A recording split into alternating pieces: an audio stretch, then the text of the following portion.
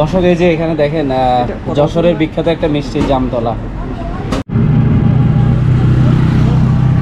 দর্শক এই যে এখন আসি হলো যে বিখ্যাত যশোর রোড, সেই যশোর রোডে দেখেন এটা হলো মুক্তিযুদ্ধের সময়কালের বিখ্যাত একটা রাস্তা।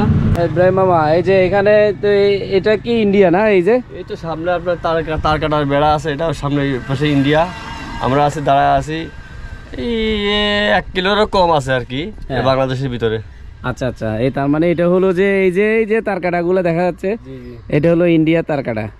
বীর শ্রেষ্ঠ ল্যান্স নায়ক নূর মোহাম্মদ শেখ, এই যে নূর মোহাম্মদ শেখের উনি হলো শহীদ ল্যান্স নায়ক নূর মোহাম্মদ শেখ বীরশ্রেষ্ঠ 1937 সালের 26শে ফেব্রুয়ারি নড়াইল জেলার মহিষকোলা গ্রামে জন্মগ্রহণ করেন। এই যে দেখেন সেই ফুলের রাজধানীতে চলে আসছি। এটা হলো যশোর জেলার জিগরগাছার গদখালিতে। এই যে দেখেন ফুল, শীতকালে আসলে ফুলগুলো আরো ভালো পাইতাম। এই যে দেখেন ফুল, সব ফুল, এই যে দেখেন সব ফুলের বাগান।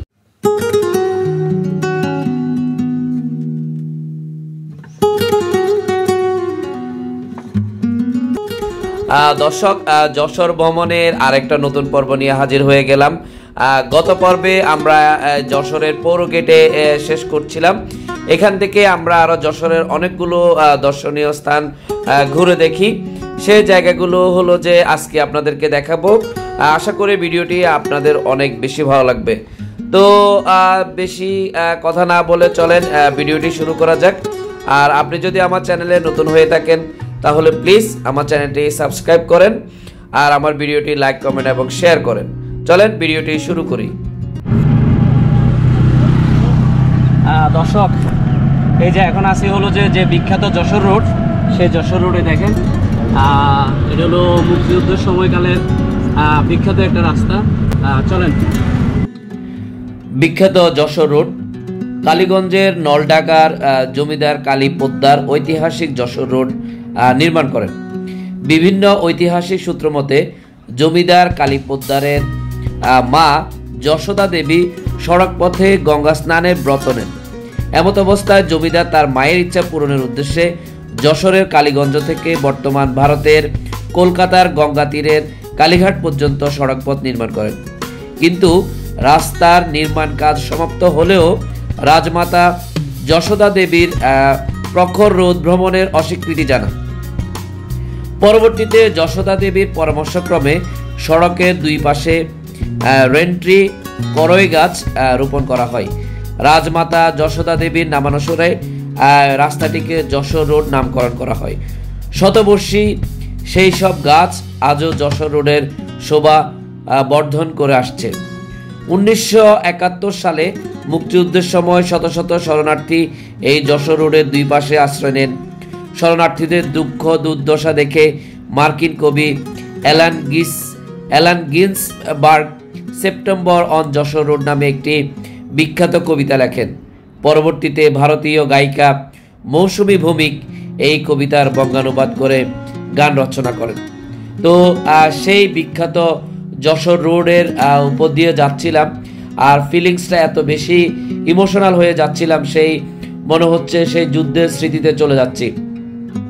এত সুন্দর ঐতিহাসিক একটি রোড, আর এই ঐতিহাসিক গাছগুলো কাটার জন্য অনেকবার উদ্যোগ নেওয়া হয়েছে। এখনো কিছু গাছে লাল দাগ দেওয়া হয়েছে, কেন জানি না। তবে এই শতবর্ষী গাছগুলো এবং এই শতবর্ষী ঐতিহাসিক রাস্তাটি রেখে যদি উন্নয়ন করা হয় তাহলে ঐতিহাসিক রাস্তাটা যেমন থাকবে, ইতিহাস যেমন থাকবে, তেমনি হাজার হাজার বছর পরেও মানুষ ইতিহাস সম্পর্কে জানবে, এই যশোর রোড সম্পর্কে জানবে, যশোর সম্পর্কে জানবে। তো সেই জার্নিটা সেই যশোর রোড দিয়ে যখন যাচ্ছিলাম সত্যি আবেগে আপ্লুত হয়ে যাচ্ছি। তো আমরা এখান থেকে বন্ধুরা আমরা চলে যাব সিপাহী বীরশ্রেষ্ঠ নূর মোহাম্মদ শেখের সমাধিতে। চলেন আমরা ওইদিকে যাই। এই মামা ইব্রাহিম মামা এই যে এখানে তো এটা কি ইন্ডিয়া না? এই যে এই তো সামনে আপনার তার কাটার বেড়া আছে, এটা সামনে পাশে ইন্ডিয়া। আমরা আছি দাঁড়ায় আছি এই 1 কিলোরও কম আছে আর কি বাংলাদেশের ভিতরে। আচ্ছা আচ্ছা, এই তার মানে এটা হলো যে এই যে তারকাটাগুলো দেখা যাচ্ছে, এটা হলো ইন্ডিয়া তারকাটা, আর ওই পাশে হলো যে ইন্ডিয়া, এই পাশে বাংলাদেশ না? ওই দিক দিয়ে আবার রাস্তা আছে মনে হয় না একটা? এদিক দিয়ে রাস্তা নাই, জমিনে চাষবাস হয়, চাষবাস। ইন্ডিয়ানরা চাষবাস করে, বাংলাদেশেরা চাষবাস করে। ও আচ্ছা আচ্ছা, ঠিক আছে, চলো। তো এই যে দর্শক দেখেন কত সুন্দর, দেখেন আমাদের দেশ কত সুন্দর। তো দর্শক, আমরা যাচ্ছিলাম বীরশ্রেষ্ঠ নূর মোহাম্মদ শেখের সমাধিতে। চলেন বীরশ্রেষ্ঠ সম্পর্কে কিছু জেনে আসি। এই বিখ্যাত বীরশ্রেষ্ঠ নূর মোহাম্মদ শেখ জন্মগ্রহণ করেন 26শে ফেব্রুয়ারি 1936 সালে যশোর জেলার অন্তর্গত নড়াইল মহকুমার মহেশখোলা গ্রামে। পিতা আমানত শেখ ছিলেন কৃষক এবং মাতা জান্নাতুন্নেসা ছিলেন গৃহিণী। শৈশবে বাবা মা হারিয়ে অনেকটা সংসার বিরাগী জীবন যাপনে অভ্যস্ত হয়ে পড়েন। সংসারের প্রতি মন ফিরিয়ে আনতে অভিভাবকরা তাকে 1952 সালে মাত্র 16 বছর বয়সে বিয়ে করান। স্ত্রী তোতা বিবির বয়স তখন মাত্র 12 বছর। 1954 সালের শেষ ভাগে জন্ম নেন তাদের প্রথম সন্তান হাসিনা খাতুন। সংসারে অভাবের ছোঁয়া লাগায় দিশারা হয়ে যোগ দেন মুজাহিদ বাহিনীতে। 26শে ফেব্রুয়ারি 1959 তদানীন্তন ইপিআর এ সৈনিক হিসেবে যোগদান করেন। তার ইপিআর ক্রমিক নাম্বার ছিল 9459। 15 নভেম্বর 1964 সালে জন্মগ্রহণ করে তার দ্বিতীয় সন্তান শেখ মোহাম্মদ গোলাম মোস্তফা। কিছুদিন পরেই আত্মীয় স্বজনদের অনুরোধে বিয়ে করেন মৃত শালকের স্ত্রী ফজিলাতুন্নেসাকে। 1965 সালের পাক ভারত যুদ্ধে দিনাজপুর সেক্টরে যুদ্ধরত অবস্থায় আহত হন। যুদ্ধ শেষে তিনি তকমা ই জং ও সিতারা ইং হারুপ মেডেল লাভ করেন। মার্চ 1971 সালে তিনি ছুটিভুগ্রত ছিলেন গ্রামের বাড়িতে। পাকিস্তানি বাহিনীর গণহত্যার খবর পেয়ে অসুস্থ অবস্থায় চুয়াডাঙ্গায় ইপিআর এ 4 নং উইংয়ে নিজ কোম্পানির সাথে যোগ দিয়ে বিদ্রোহ করেন পাকিস্তান সেনাবাহিনীর বিরুদ্ধে। সেক্টর গঠন হলে তাদের উপর ন্যস্ত হয় 8 নং সেক্টরের দায়িত্ব। তিনি নিয়োগ পান বাইরা সাবসেক্টরে। এই সাবসেক্টরের অধীনেই গোয়ালহাটি, ছুটিপুর ঘাট, ছুটিপুর সেনা ক্যাম্প, বরণী আক্রমণে অংশ নেন এবং বীরত্ব প্রদর্শন করেন। বরণীতে নিজের জীবনের ঝুঁকি নিয়ে sub sector commander captain Nazmul হুদার জীবন রক্ষা করেন। 5 সেপ্টেম্বর 1971 সুতিপুর প্রতিরক্ষা অবস্থানের সামনে স্ট্যান্ডিং প্যাট্রোলের অধিনায়কের দায়িত্ব পালনের সময় পাকিস্তান সেনাবাহিনীর আক্রমণ নস্যাৎ করে দেন প্রায় একাই। আহত অবস্থায় অধীনস্থ সৈনিকদের নিরাপদে পিছনে পাঠিয়ে দেন এবং শত্রুর মোকাবেলা অব্যাহত রাখার সময় তিনি শাহাদাত বরণ করেন। পরবর্তীতে সহযোদ্ধারা তার মৃত দেহ উদ্ধার করে সীমান্তবর্তী যুদ্ধক্ষেত্র কাশীপুরে সমাহিত করেন। স্বাধীন বাংলাদেশ সরকার বীরত্বের স্বীকৃতি স্বরূপ তাকে বীরশ্রেষ্ঠ খেতাবিতে ভূষিত করে। তো আমরা সেই বীরশ্রেষ্ঠের সমাধিতে আমরা যাব এবং সেই বীরশ্রেষ্ঠের সমাধি আমরা ঘুরে দেখব, আপনাদেরকেও দেখাবো। আর এই বীরশ্রেষ্ঠের সমাধি দেখে আমরাও আমাদের দেশ প্রেমে উদ্বুদ্ধ হব। বীরশ্রেষ্ঠ নূর মোহাম্মদের সমাধিস্থল কাশীপুর ভিওপি। তো আমরা ঠিক এই রুট দিয়ে যাচ্ছি, এখান থেকে সামনে যাব আমরা, সেখানে হলো ভিওপি বর্ডার এবং সেখানে সমাধিস্থলটা সেটা আপনাদেরকে দেখাবো। তো দর্শক, এই যে চলে আসলাম, দেখেন এটা হলো যে বীরশ্রেষ্ঠ সিপাহী নূর মোহাম্মদ। তিনি 1971 সালের 5 সেপ্টেম্বর যশোর জেলার গোয়ালহাটিতে সহযোদ্ধাদের বের করার সময় উনি হলো যে পাকিস্তানি বাহিনীর যে গুলি, সেগুলিতে উনি হলো যে শাহাদাত বরণ করেন। তো ওনার শাহাদাতের স্মরণেই এখানে হলো যে ওনার যে স্মৃতিস্তম্ভ, সেই স্মৃতিস্তম্ভটি এখানে করা হয়েছে। তো এই যে এখানে আরও কয়েকজন শহীদ রয়েছেন যাদের স্মরণে এখানে হলো স্মৃতিফলক দেওয়া আছে। এখানে বীর মুক্তিযোদ্ধা মরহুম আব্দুল আহাদ, বাংলাদেশ মুক্তিযোদ্ধা সংসদ 700 উপজেলা কমান্ড, এই যে এখানে দেখেন। তারপরে এটা হলো যে শহীদ সুবেদার মনিরুজ্জামান, প্রাক্তন ইপিআরে ছিলেন উনি। ওনার হলো যে সেই স্মৃতিপলক দেখেন।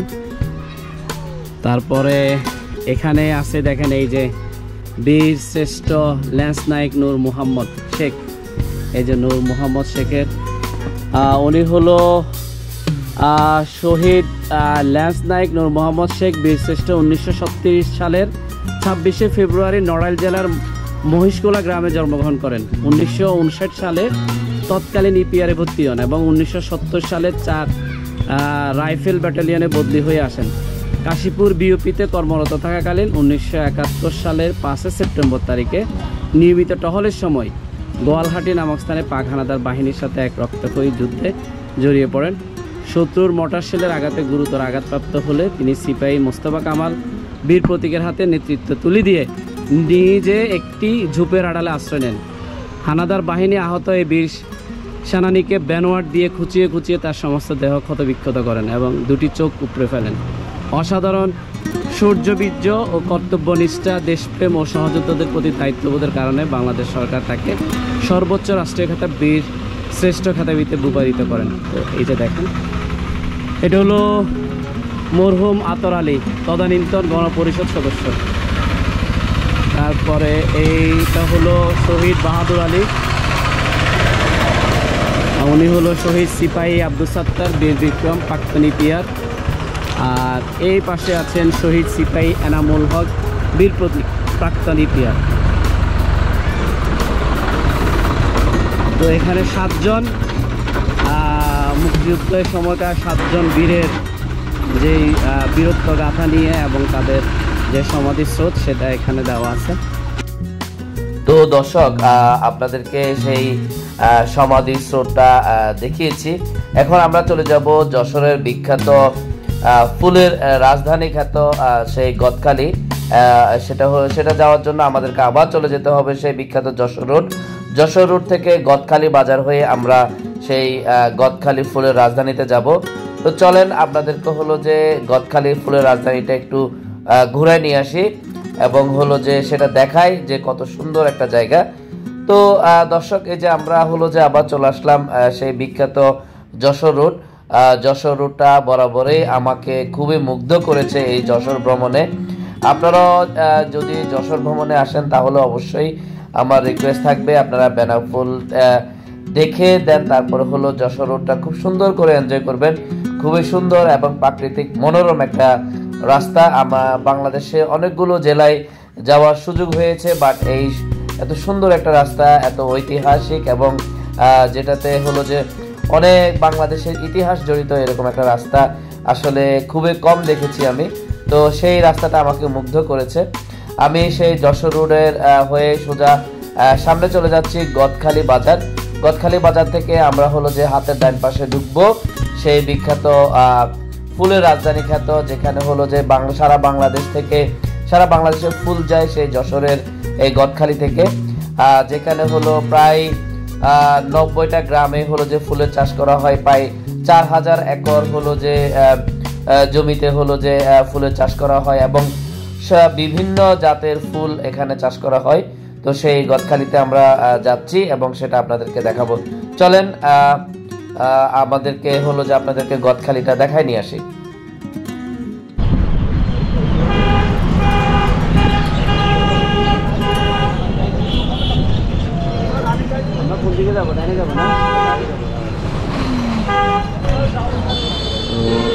দর্শক, এই যে আমরা এখন আছি হলো গদখালি বাজার। তো আমরা যে বেনাপোলের দিক থেকে আসছি, এখন হলো এই দিক দিয়ে ঢুকবো। আপনারাও ওই যে ফুলের মেলায় যাইতে হলে এই দিক দিয়ে ঢুকবেন, এই গদখালি বাজারে এই পাশ দিয়ে ঢুকবেন। হ্যাঁ, তো এই যে এটা হলো যে শহর থেকে আসছে আর আমরা এই দিক দিয়ে ঢুকবো।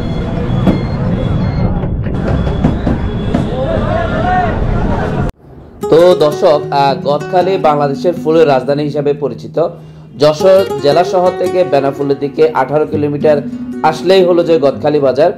আর গদখালিতে হলো যে যশোর থেকে প্রায় 25 কিলোমিটার দূরে জিকরগাছা ও শাসা থানা প্রায় 90টি গ্রামে প্রায় 4000 বিঘা জমিতে হলো যে ফুলের চাষ করা হয়।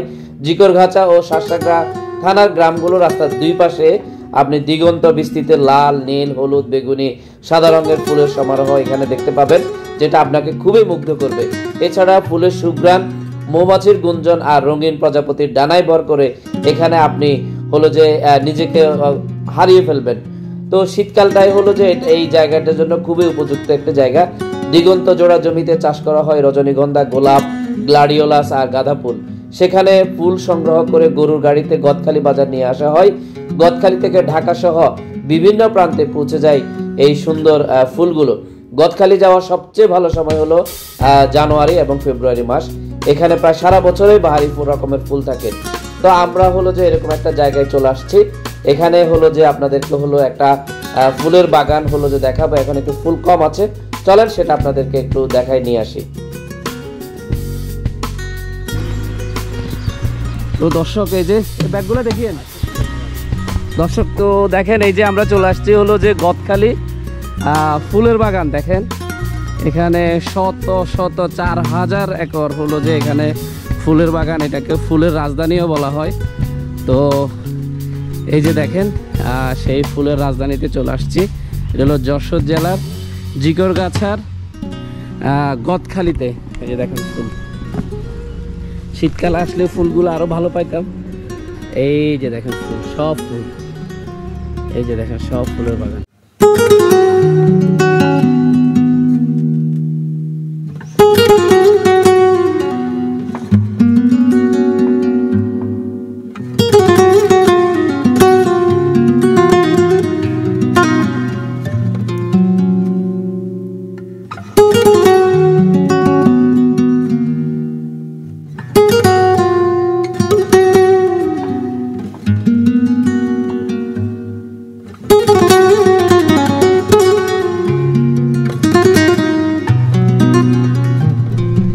এখান দিয়ে আসেন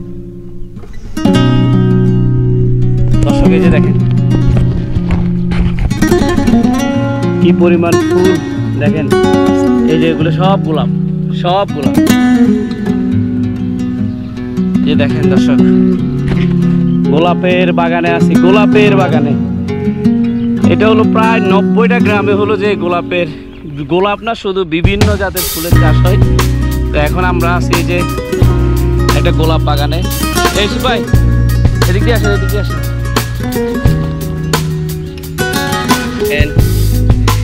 এই যে শত, তো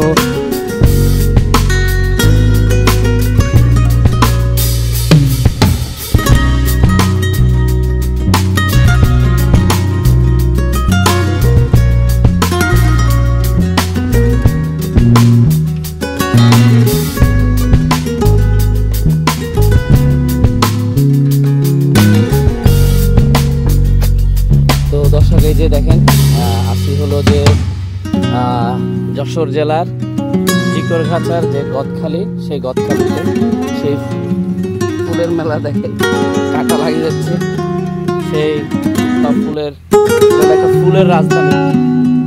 এই জায়গাতে আসবেন, জায়গাটা ঘুরবেন, কারণ জায়গাটা খুবই সুন্দর একটা জায়গা এবং কাটা খেতে হবে মাছ।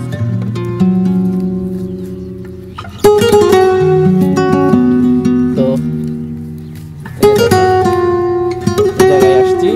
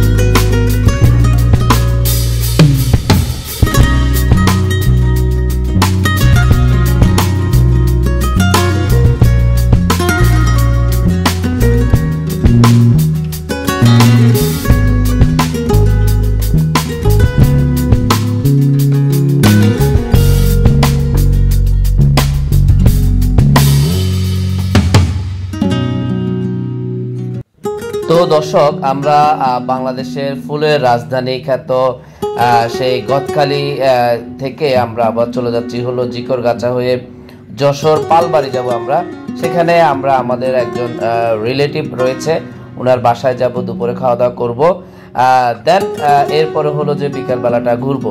তো পালবাড়ি পর্যন্তই আপনাদেরকে আজকে দেখাবো, আমার পর্বটা পালবাড়ি গিয়ে শেষ হবে। তো আমরা এখন ঠিক আগের মতোই আছি, সেই যশোর রোডে আবার চলে আসলাম। যশোর রোড হয়ে জিকরগাছা পার হয়ে চলে যাব পালবাড়িতে। তো পালবাড়ি সম্পর্কে, পালবাড়ির মোড়ে খুব সুন্দর একটা স্বাধীনতার ভাস্কর্য রয়েছে, সেই ভাস্কর্যটা সম্পর্কে আপনাদের সাথে শেয়ার করব। সেই ভাস্কর্যটা, সেই সড়কটা, পালবাড়ি মোড় মূলত হলো যে যশোর জেলার সবগুলো বাস স্টেশন এবং সবগুলো গাড়ির কাউন্টার হলো যে পালবাড়ির মোড়ে, এবং সেখান থেকে হলো সারা বাংলাদেশে গাড়িগুলো ছেড়ে যায় সেই পালবাড়ির মোড় থেকে। তো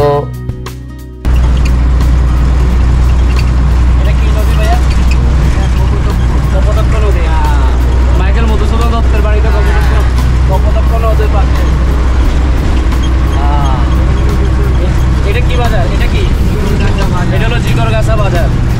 ও আচ্ছা। তো দর্শক, এই যে দেখেন, এই কপোতাক্ষ নদের পাশেই হলো যে জিকরগাছা বাজার।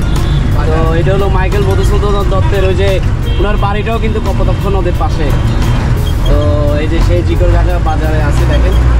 আর যশোর রোডের পাশে সব জায়গায় দেখবেন এই যে বিখ্যাত সেই শতবর্ষী গাছগুলো দেখেন। এটা আসলে আপনার প্রাণটাকে জুড়াই দিবে, এত সুন্দর সুন্দর গাছ। এই যে আসে সেই বিখ্যাত যশোরের জিকরগাছা। তো বন্ধুরা, জিকরগাছা বাজার পার হয়ে আমরা আবার যশোর রোড ধরে চলছিলাম হলো যে সেই পালবাড়ির উদ্দেশ্যে। কিছুক্ষণের মধ্যে আমরা সেখানে গিয়ে পৌঁছাবো। তো যেটা বললাম যে পালবাড়ির মোড়টা খুবই গুরুত্বপূর্ণ একটি জায়গা, যশোর শহরের প্রবেশদ্বার সহ কয়েকটি জাতীয় মহাসড়কের সংযোগ সড়ক হলো যে সেই পালবাড়ির মোড়। স্বাধীনতার আগে নির্মিত এই সড়কটি যশোর তথা সমগ্র দক্ষিণবঙ্গের প্রবেশ ও বাহির পথ হিসেবে ব্যবহৃত হয়। প্রতিদিন হাজার হাজার ভারী যানবাহন এই সড়ক দিয়ে নড়াইল, যশোর শহর, ঝিনাইদহ, খুলনা, বাগেরহাট জেলা যাতায়াত করে।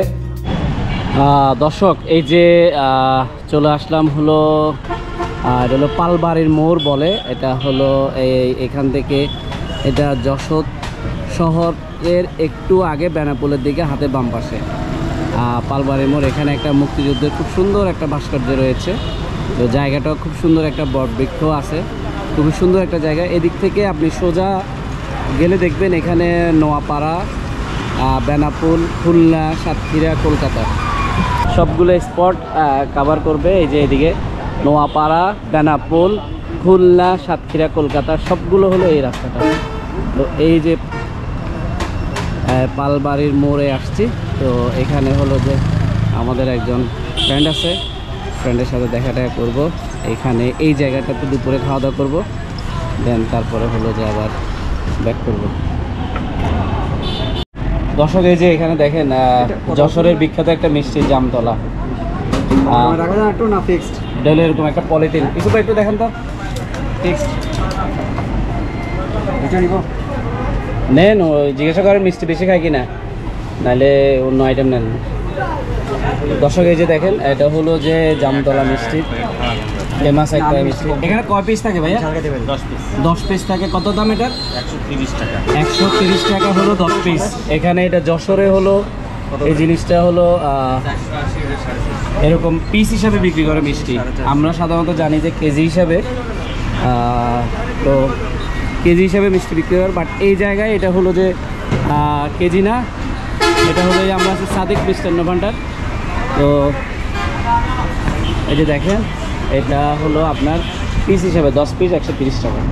আপনার চাইলে এরকম যশোরে আসলে এরকম পিস হিসাবে কিনে খাইতে পারেন। এটা একটা নতুন ফিলিংস, নতুন ইয়া না, যশোরের বিখ্যাত জামতলা মিষ্টি। জামতলা মিষ্টি না? আচ্ছা, তো এই যে দেখেন আমরা সাধারণত মিষ্টি কিনি কেজি হিসাবে, তো বাট এখানে হলো প্যাকেট হিসাবে 10 পিস হিসাবে। জামতলা মিষ্টি প্যাকেট হিসেবে, জামতলা মিষ্টিটা প্যাকেট হিসাবে বিক্রি হয় 10 পিস করে না ভাইয়া? এর বেশি হয় না, 10 পিস করে করে বিক্রি করে। আচ্ছা, এটা 130 টাকা। তো এই যে দেখেন আপনারা এই পালবাড়ির মোড়ে আসলে, এখানে আসলে সাদিক মিষ্টান্ন ভান্ডার, এখান থেকে মিষ্টিগুলো পাবেন।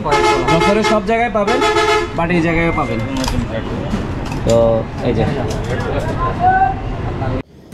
তো বন্ধুরা মিষ্টি কেনা শেষ, চলেন একটু পালবাড়ির মোড় সম্পর্কে একটু জেনে আসি। পালবাড়ির মোড়ে রয়েছে বাংলাদেশের সবচেয়ে সুন্দর আকর্ষণীয় স্বাধীনতা ভাস্কর্য, যেটি হলো যে ভাস্কর্যটা নির্মাণ করা হয়েছিল, যে কারণ যশোরের এই মোড়টা হলো যে বাংলাদেশের প্রথম শত্রুমুক্ত ডিজিটাল শহর হলো যশোর শহর। কারণ সেটি হলো যে 1971 সালের 6 ডিসেম্বর যশোর সেনানিবাস থেকে হলো যে পাক বাহিনী হলো যে সদল বলে হলো যে তারা হলো যে পালিয়ে যায়, এবং হলো যে এই যশোর জেলাকে শত্রুমুক্ত ঘোষণা করা হয় মুক্তিযোদ্ধাদের পক্ষ থেকে, এবং সেটি হলো যে একমাত্র ডিজিটাল শহর, যশোর ডিজিটাল শহর। তো খুবই সুন্দর আকর্ষণীয় একটি মোড় হলো যে পালবাড়ির মোড়। আর পালবাড়ির মোড়টা খুবই গুরুত্বপূর্ণ এই কারণে, কারণ এখানে হলো যে বিভিন্ন ধরনের বাসের কাউন্টার রয়েছে, যেটা সারা বাংলাদেশে হলো যে গাড়িগুলো যায়, সেখানে হলো 7 স্টার পরিবহন, সোহাগ পরিবহন, গোল্ডেন লাইফ পরিবহন, হামদান পরিবহন, হিমাচল পরিবহন, সাতক্ষীরা পরিবহন, কুয়াকাটা পরিবহন, আরো অনেকগুলো পরিবহন এখান থেকে যায়। আপনারা হলো যে যশোর থেকে যে কোনো জায়গায় যাওয়ার সময় এই মোড়টা আপনারা ইউজ করতে পারেন। এবং এখানে রয়েছে বিভিন্ন ধরনের খাবারের দোকান রয়েছে, বিভিন্ন ধরনের ব্যাংক রয়েছে, বড় বড় হলো বিভিন্ন কোম্পানির শোরুম। আপনারা চাইলে এখানে হলো যে কেনাকাটা করতে পারেন। আর এখানে হলো যে খয়ের তলায় রয়েছে বিখ্যাত সেই জামে মসজিদ। তো পালবাড়ি জামে মসজিদ খুবই সুন্দর আকর্ষণীয় একটি মসজিদ। তো এই জন্যই সবকিছুই বিবেচনায় হলো যে এই পালবাড়ির মোড়টা যশোর জেলার জন্য খুবই গুরুত্বপূর্ণ এবং খুবই আকর্ষণীয় একটি জায়গা। এবং এখানে হলো যে এই যে দেখতে পাচ্ছেন বিভিন্ন ধরনের বাসের কাউন্টার এখানে রয়েছে। তো আপনারা হলো যে নির্দ্বিধায় এই মোড় থেকে হলো বাংলাদেশের যে কোনো জায়গায় আপনারা হলো যে যেতে পারেন, সেই জন্যই এই মোড়টা খুবই গুরুত্বপূর্ণ। তো বন্ধুরা হলো যে আমরা একদম হলো ভিডিওর শেষ পর্যায়ে চলে আসছি। যদি আমার ভিডিওটি ভালো লেগে থাকে, যদি আমার ভিডিও থেকে আপনারা যশোর সম্পর্কে সামান্য কিছু ধারণা পান, তাহলে অবশ্যই প্লিজ আমি রিকোয়েস্ট করব আমার চ্যানেলটি সাবস্ক্রাইব করবেন, আমার ভিডিওগুলো লাইক কমেন্ট এবং শেয়ার করবেন।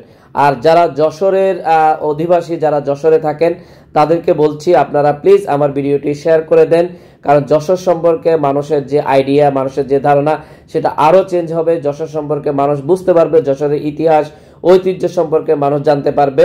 তো আপনারা অবশ্যই প্লিজ আমার চ্যানেলটি সাবস্ক্রাইব করবেন এবং আমার ভিডিওগুলো শেয়ার করে দিবেন। তো বন্ধুরা সবাই ভালো থাকেন, সুস্থ থাকেন। সবাইকে যশোর থেকে বিদায় জানাচ্ছি। পরবর্তী পর্বে আবার হলো যে আরেকটা পর্ব নিয়ে চলে আসবো যশোরের। ততদিন পর্যন্ত সবাই ভালো থাকেন, সুস্থ থাকেন। আল্লাহ হাফেজ।